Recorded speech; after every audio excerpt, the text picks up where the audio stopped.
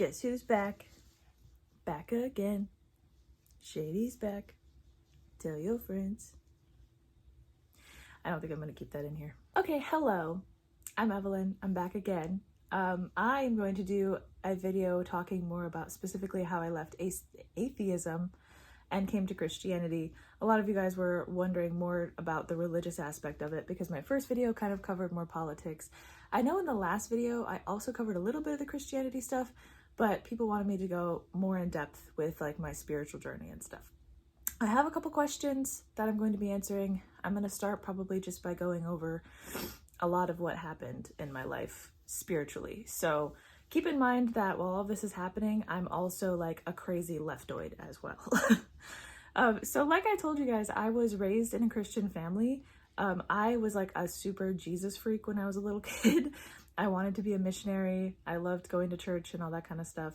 I don't think I really had like a great understanding of everything. I don't know if many children do, but church was a big part of my life when I was really young. And then when I became like an early teenager, I would say, 13, 14, 15, and I went to my first youth group, which was at a church that we didn't even go to this church. It was just a youth group that one of my friends went to. And so I was like, I'll try this out. It seems like fun. It seems like a good way for me to get socialization and find new friends.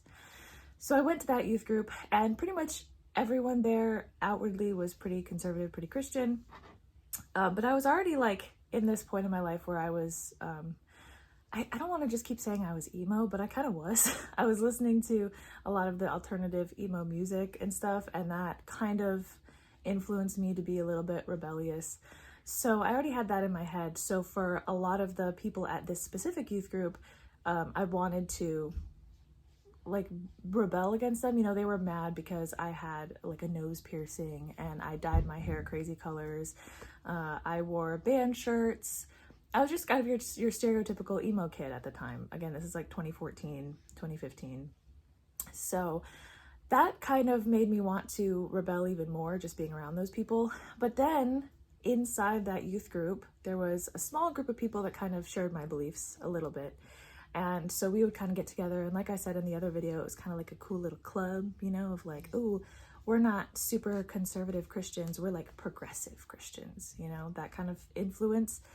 And through that youth group, I was invited to another youth group. Well, it's not a youth group. It's like that kind of youth retreat that I talked about in the first video, where you go and you're like locked in a church for 3-4 days. I don't remember how long it was. And that's where I was introduced to not only my first boyfriend, but a huge group of friends who had the same like progressive Christian views that I was kind of leaning into at the time. So I was still for sure a Christian, but I was definitely starting to kind of question a lot of stuff. I was 14. I didn't want to be cookie cutter. I wanted to be different. I wanted to stand out. And I started to not like a lot of what the conservative Christians around me were acting like, what they were saying, what they were doing. I was backstabbed by a lot of them. So a lot of what started to make me question this stuff was just how I was treated by the authorities and the people who wanted you to look and act a certain way. And that is something that I still think I have a gripe with about some Christians, is they're so legalistic and they're so judgmental towards everybody that they end up pushing people away. And so even though I am now obviously more conservative and Christian, I still think that we have a lot more room for grace and understanding and patience with a lot of people.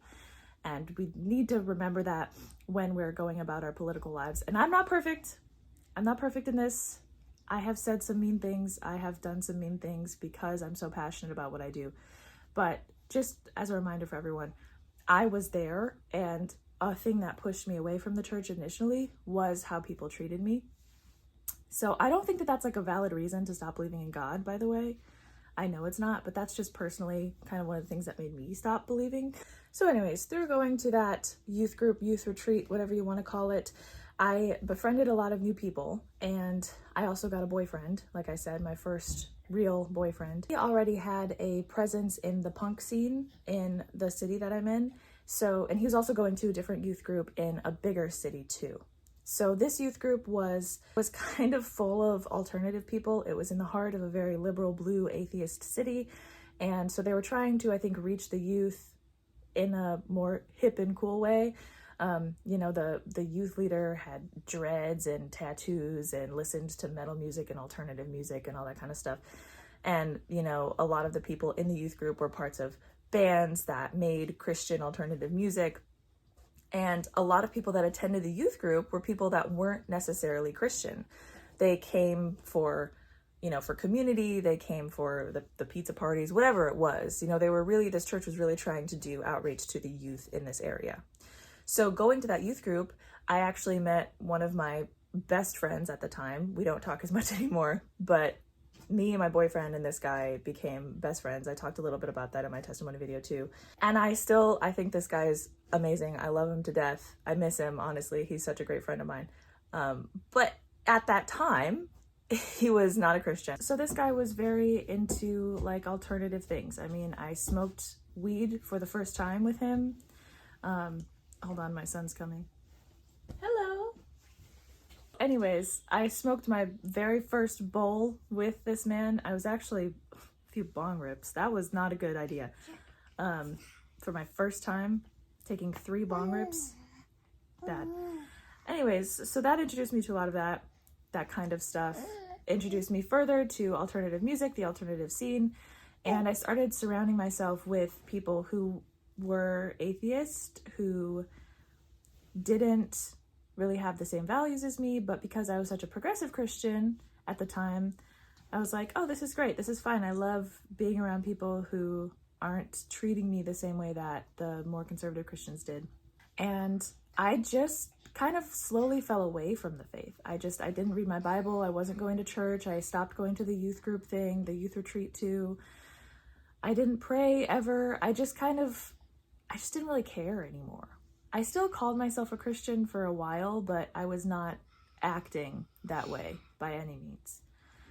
I remember feeling like God had kind of betrayed me, that he was a monster, because, you know, people were telling me like homosexuality is a sin, transgenderism is a sin, having sex outside of marriage is a sin, which is all true, but I felt like that was a direct attack against me and my friend group, because my friend group was full of a lot of those people.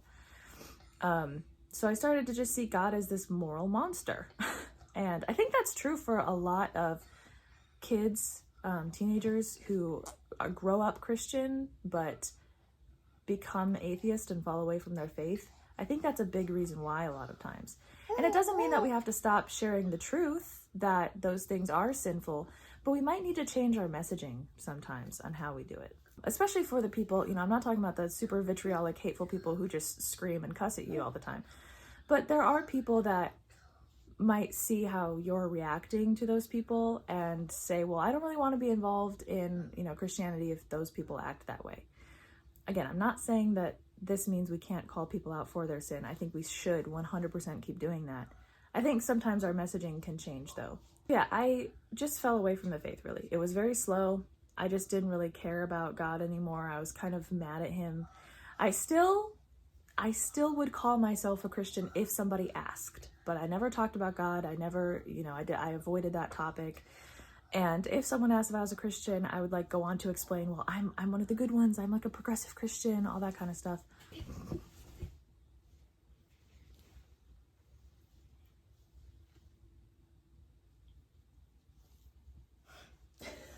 I would talk about how I was one of the good ones. I was a progressive Christian. I didn't think that all these things were sinful. And I think it wasn't until I broke up with my boyfriend, again, talked about that in my first video, that I really started to have a hatred towards God. I was very upset during that time. Because I broke up with my boyfriend, I kind of had to lean more into the friends that I had made that, you know, they were still kind of his friends, but they were more my friends than his. I kind of leaned into those friends a lot more. And like I said, I was becoming a little hoe, which is horrible. And I think I was just angry. I was like, I want to do things that make me feel good. I want to do things that make me feel desired and accepted and happy. And that stuff included drinking, drugs, and sex. And So I was mad that God was against those things. So that was probably when I started denouncing my faith. I didn't really do it publicly until I had moved out a few months after I broke up with my boyfriend. That was when I kind of started to think, this is ridiculous. I don't actually believe in God. And it was because I thought God was a moral monster. And if he's a moral monster, then the concept that Christians have of God can't be true, because they say God is all love. And if I viewed him as some moral monster, then that must make him not real. That was what was going through my head. I don't think that's actually a good argument, but So when I moved out into my own house, well, I was renting a room from a woman, but she wasn't there hardly ever. So it was kind of like my own house. I just went further and further into atheism. I started to be really mean to Christians. I started to look into atheist apologetics, people who are defending atheism. I was sadly a big fan of r/atheist. If you don't know, that's Reddit. They have, little forums where people discuss things, and r/atheism is definitely a big one. So I was caught by all of the stereotypical arguments that now I know are really dumb, but back then they just seemed to, they affirmed what I was already feeling. That's really what it was. They affirmed my feelings. So I just thought, well, this must be true because it affirms my feelings on everything. At that point, I was very far from God, obviously. I would say this to almost everyone. If God is real, I will go to hell with my middle fingers up. And I think that's a really big sentiment in a lot of, especially kids my age that were, 17, 18 when they came out of the faith. You're taught to kind of hate anything that goes against what you like or what you believe or what your feelings are. And so I got super angry at them. And plus, having the leftist influence in my life justified my anger, because I was seeing Christians, conservative Christians specifically, going against everything that I believed. And so I just lumped God in with them. If they were being big meanie butts in my eyes, then I would say that God is also a big meanie butt. I hated God for a very long time. I would make blasphemous statements. Like I said, I would mock Christians. I would argue with my now mother-in-law. We would literally, me and my friend at the time, he's not my husband, would go to his mom's house, and she would be so hospitable and kind to us. And all we would do is argue about her faith, because she's always been a very strong Christian. And we would just argue against her. Don't even know why. She didn't even want to argue. Most of the time, she would just give her testimony why she believed in Christ, and she would just kind of sit there while we yelled at her about her beliefs. It was horrible. But yeah, so I just had a huge hatred towards God at this point in my life. And then I started getting into witchy stuff. And so I want to clarify, because some people were asking how I could be an atheist but still believe in the spiritual. So the way that I'm using the word atheist is just to mean that I didn't believe in any deities. I didn't believe that there was a God, that there was a supreme being. What I did believe in was energies. I believed in kind of spirits, like ghost kind of things. I believed that there were things that we couldn't see. There was, I don't know if I would call it another realm, but kind of. So I was more, I guess, New Age spiritual than atheist, depending on how you define atheist. I'm just using that word to mean I didn't think that there was a God. So a lot of things happened during that time when I was in my witchy phase, and they were kind of scary. A lot of what I was into was the idea, this is so funny because I actually have a tattoo for this. It's on my back. There's a show called The Midnight Gospel on Netflix. And I still do kind of like that show. I haven't watched it in forever, but it is a very interesting show. But the show has a lot of kind of New Age spiritual elements to it. It's really fun to watch on drugs. Don't do drugs. Don't do them. But I would do them and watch this show. And one of the things that I really liked about the show is one specific episode where I can't remember all these terms now. I don't know if it's the Tree of Life, no. But it's basically where everyone is connected, we're all little bits and pieces of stardust that are all connected energies or whatever. And then the idea of Bardo loops is that you kind of just go through life over and over and over until you learn everything that you need to, and you finally escape from the loop of being reincarnated and doing the same thing and learning the same lessons. And one of the things that I loved about it was an episode where this you know, alien person was kind of like a prisoner in the world, I guess, and it's kind of just a metaphor for how messed up we are. And if you actually look at it from a Christian perspective, it's kind of cool too. But it was about how the way that we treat people is how we're treating ourselves, really, you know, because we're all one, or whatever, that spiritual energy stuff. And there's a song in it that I really like. I might like put a clip of it if I can find it. That used to be freedom to me, but now it's plain to see the prison was inside of me, and I was really pissing in my own gouged out eyes. And freedom is what happens when you finally take off your prisoner disguise. But anyways, I got a tattoo for it too. And that, if you watch that episode, that basically encompasses like what my beliefs were at that point. So I was very spiritual, just not, I didn't believe in a God. So getting into like the witchcraft kind of stuff, I got a bunch of books on witchcraft, and I was doing spells, protection spells. I was doing only good spells, but I was really into nature stuff. I would go out and, you know, do mushrooms and then pick flowers and whatever else I could find and try and use them for spells. And I would do like the different chants that they give you in the books, or the different, you know, affirmations kind of things. And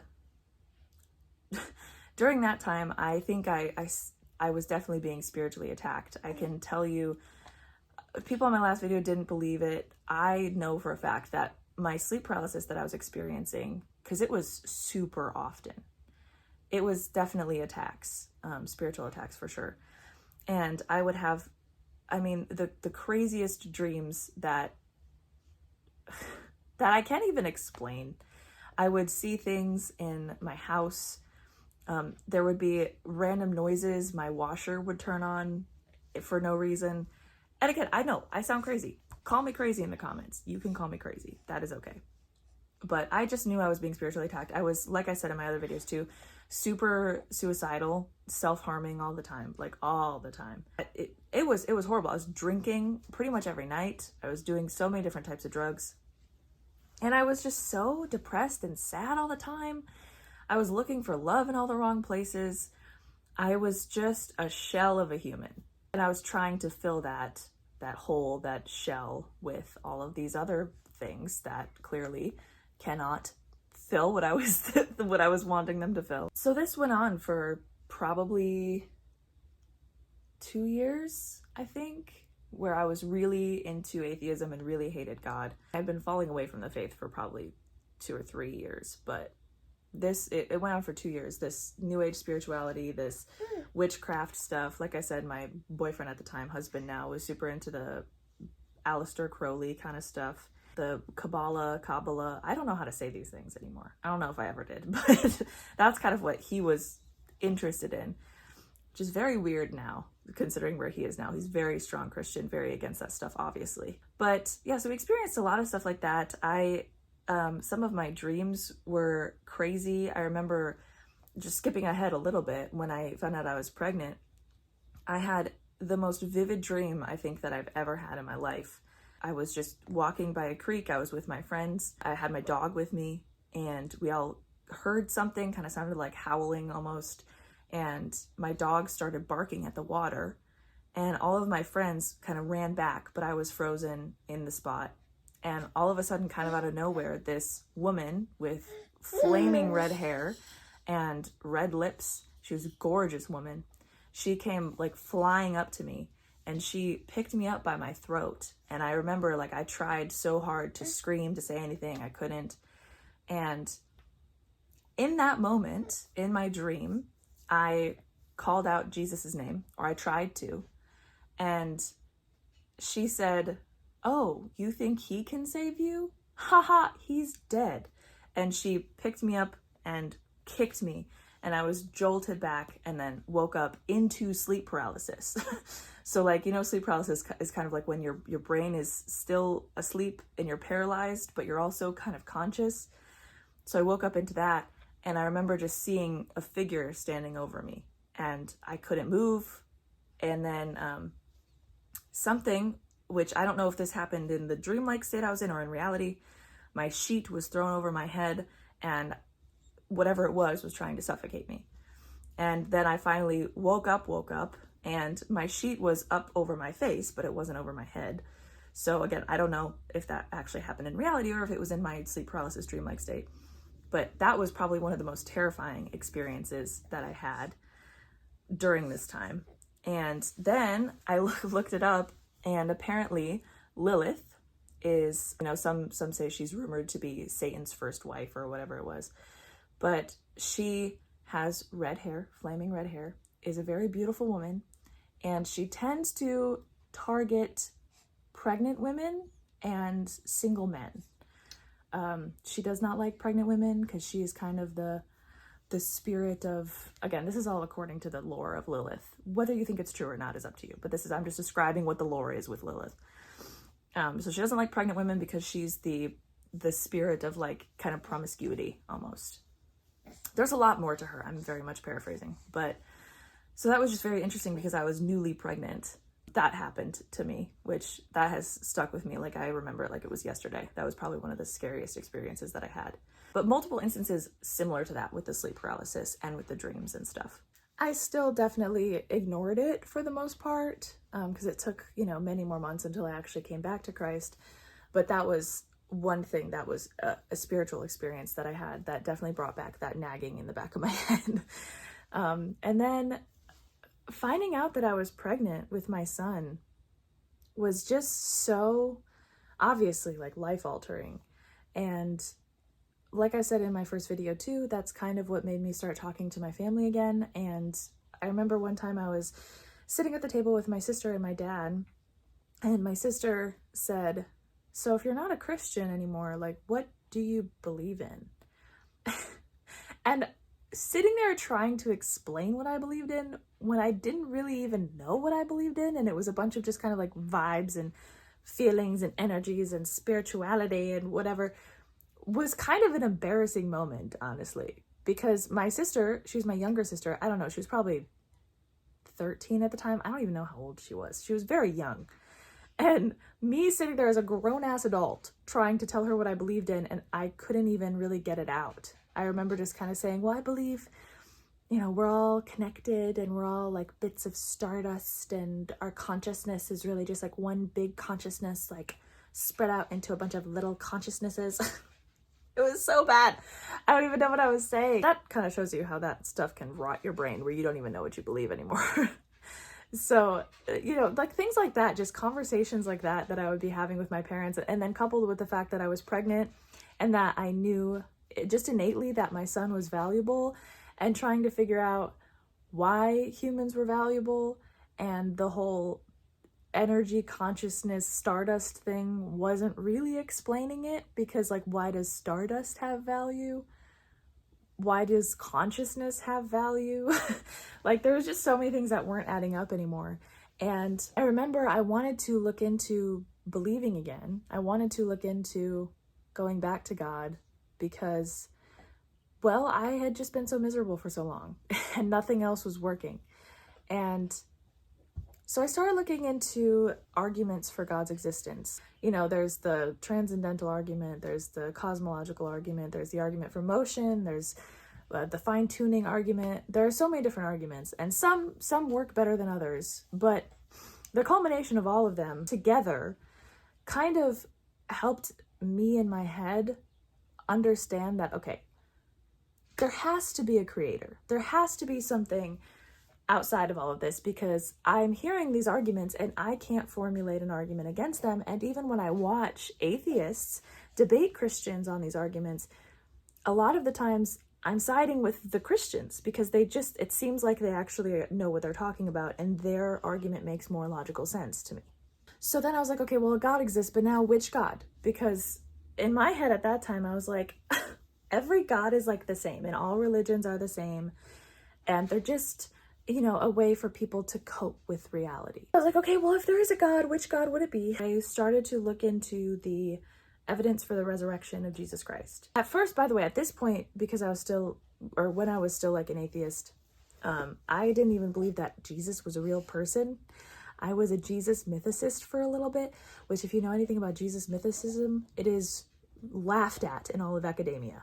Jesus was 100% a real person, and even like the most atheist secular historians agree 100% he was a real person. So if you think that Jesus wasn't a real person, you need help, or at least you need to do more research. Like, you are laughed at in academia if you think that Jesus wasn't a real person. We have more manuscript evidence of Jesus's existence than like Alexander the Great.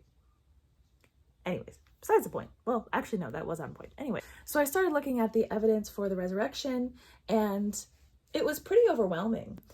Even the things that people argue for, like on the atheist side, that, you know, oh, there's like a little discrepancy here or a little discrepancy here, those things can all be accounted for pretty well historically. And so I just found that the evidence for Christ existing and dying and resurrecting, it was more likely that that happened than that there was just a guy, Jesus, and a bunch of people really liked what he had to say, and then he died, and then people just made up that he resurrected, and then went on to die brutal, horrible deaths for those beliefs. Like, if they were lying, why would they die for something they knew was a lie?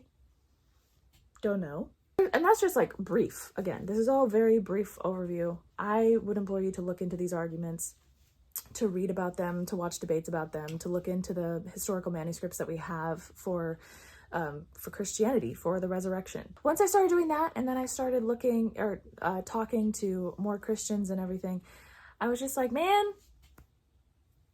I've been wrong this whole time.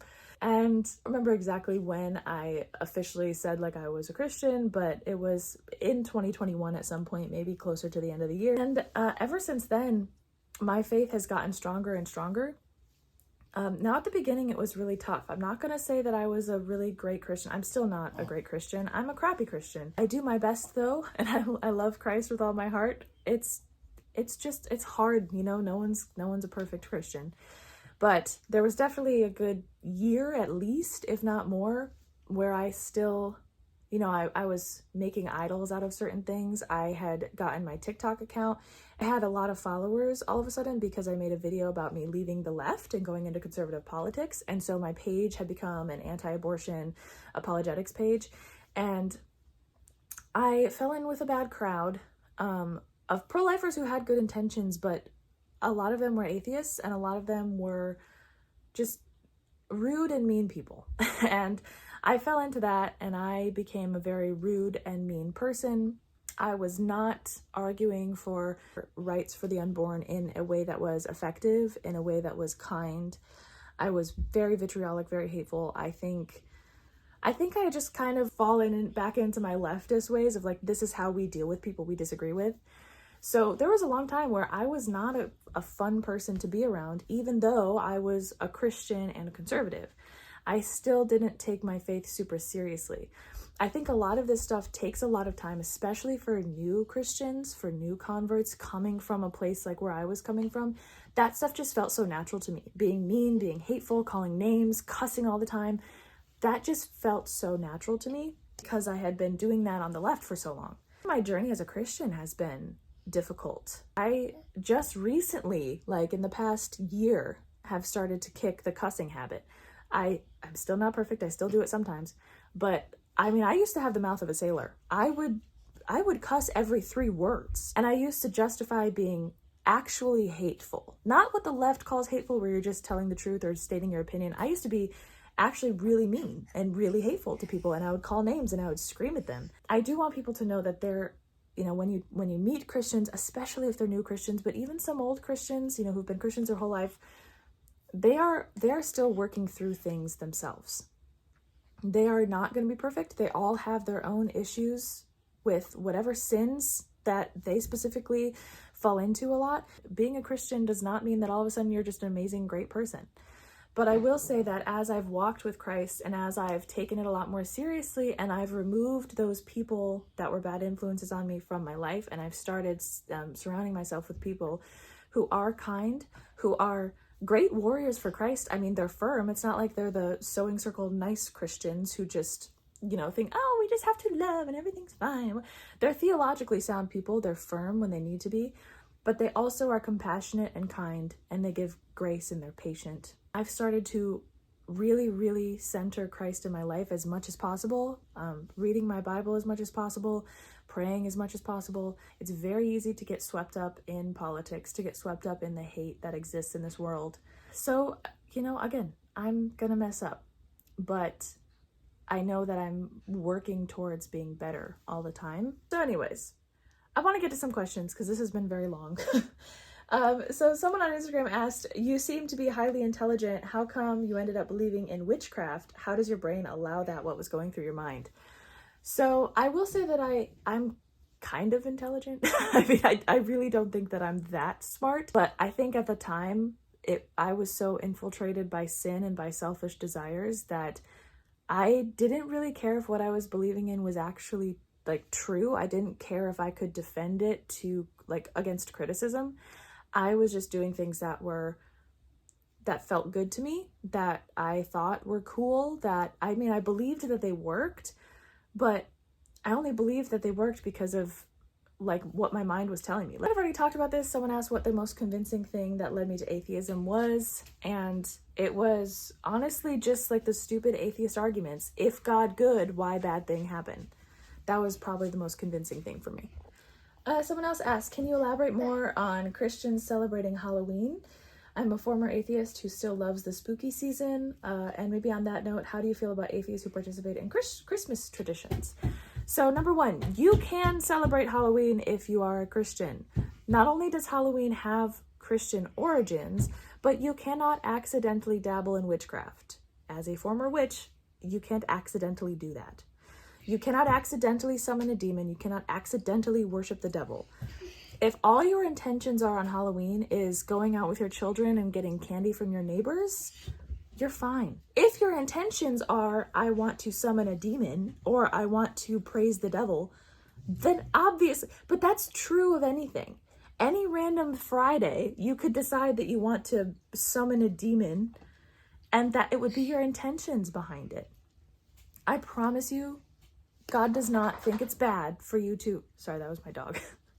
God does not think it's bad for you to dress up as a pirate and go ask for candy from your neighbors. As far as atheists participating in Christmas traditions, I think it's fine. I think it's great. Christian traditions being celebrated by non-Christian people is a good thing. I don't have anything against that at all. I think it's a great way to spread the gospel. If you have atheist family members or friends around Christmas, it's a good way to read the Bible, read the story of Jesus's birth. It's a great way to segue into talking about Christ if atheist people celebrate Christian traditions. If you can hear my son chewing, I'm so sorry. He's right next to me. He's eating a snack. Someone said, quick thing about Christianity in general, don't get stuck in theological debates entirely. It can cause some confusion in your own life. I got into a mix of things and got confused for a long time. I highly believe that it should largely be Bible-based. I agree. I do love theological debates. I love talking about things, even if you think that they might be secondary issues. I love it. I love debates. I love, looking into things, hearing other arguments, seeing if I'm wrong in some area. I do think that it should all be Bible-based. Of course, we always submit to scripture, but it's fun to talk about our different ideas of what the scripture is telling us. I love that. Someone asked what my favorite Bible translation is. My favorite Bible translation is the ESV. I like it because it is more of a word-for-word translation than a thought-for-thought, but it's still in modern enough language to where it's really easy for people to understand what's going on. Okay. Careful. Someone asked, what are some misconceptions Christians have on these things that are promoted as safe but are disguised and are dangerous? For example, Christians can be pro-crystals, astrology, Halloween, Harry Potter. I think that we have to be very careful about what we're saying is non-Christian or is of the devil. First of all, like I said about the Halloween thing, every day is the Lord's day, right? There's not a day where the Lord steps back and the devil runs rampant. So as far as Halloween, have fun on Halloween. If you have a personal conviction about it, then don't. But if you just want to get candy with your kids, you're fine. As far as the crystals and the astrology and stuff, I think that's definitely something where it has to do with your intention again. With astrology, do I think sometimes it's fun to be like, I'm a Sagittarius and sometimes I like to be adventurous and that's what this thing says about my sign. I think that's fine. Are you making an idol out of astrology? Are you basing your whole life off of your horoscope every week or every day? Are you judging people based on their zodiac sign? Do you think that the stars hold the answers to the universe? That's where you're doing something wrong because you're creating an idol out of it.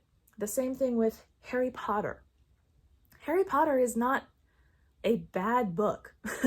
Harry Potter is not going to invite demons into your home. Harry Potter is a fun, silly kids book that was written by someone who is a Christian, and it's fun. Not a bad thing to read about magic and wizards and witchcraft, the same way that watching Lord of the Rings is not going to invite a demon into your house. So many Christians have an issue with Harry Potter, but they're totally fine with Lord of the Rings. And they're fine with Lord of the Rings because J.R. Tolkien was Christian, I guess. I think he was Catholic. I don't remember. Anyways, but they think, oh, well, it's okay to watch The Wizards if this book series or movie has a Christian theme, broadly, roughly, but it's bad if it doesn't. And I think that's just ridiculous. They're books, they're movies, they're not going to hurt you. If you become so obsessed with what thing is going to hurt me, you're giving the devil power. You are giving evil power. You are speaking about evil more than you're speaking about Christ. You are making an idol out of things that you're scared of. We have to stop doing that. You're allowed to read Harry Potter. You're allowed to do Halloween things. Christmas is not pagan. Like, not only are these things historically inaccurate, but they diminish the power of God. God is not someone who is just stepping back and is scared of kids dressing up on Halloween. He's not stepping back on October 31st and being like, well, Satan, this is the one day that you just get to do anything you want. Newsflash, Satan is all around the earth all the time doing crap to everybody, okay? God still wins. God is still the biggest. God is still above everything. You cannot focus so much on things that you think might be spooky that you are forgetting what Christ did for you, that you are forgetting that he is the creator of all things, that he has already won. Don't give power to things that do not deserve power. They don't have any power because we are covered by the blood of the Lamb. That's another thing. This shirt, people get angry at me for this shirt, which shows that they don't read their Bible. This is Hell's Enemy. They're a Catholic metal band. They're really good. I like their stuff. I posted one time about it, and I was flocked by Christians saying, you can't listen to that stuff. That stuff is of the devil. The lyrics that I was singing were bow to the Lamb of God. But because the singer says them in a screamo voice, that somehow means that they're bad. You guys are giving power to things that you find that are scary. If you give them power, then they start to have actual power over your life because you are obsessed with them, because you're creating an idol out of them. Listening to hardcore metal Christian music is not of the devil. Okay, I could rant about that forever. That was the last question I got. But yeah, thank you guys so much for watching this and for coming along for all of these videos. I have many more things planned to talk about in the future. So yeah, also, if you want to support my nonprofit, link is in the description and in my bio. Tax deductible. We use the donations to further educate pro-life advocates, to make our resources that we hand out to people, to help us make our website better. So that's our mission. If you feel like, you know, you want to help us in that mission, we would greatly appreciate it. I know some people did donate last time. That was so amazing to see. Thank you guys so much. And I guess the outro is gonna be a baby one this time too. You gonna talk more? Yeah.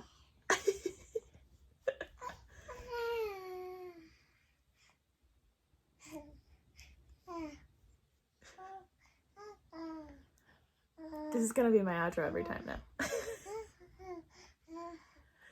Anyways, thank you guys so much for watching. Come back for more. Like and subscribe. Ask questions in the comments. Comment how much you hate me for my opinions. Everything is fine. I love hearing people who disagree with me. So, love you guys. Bye.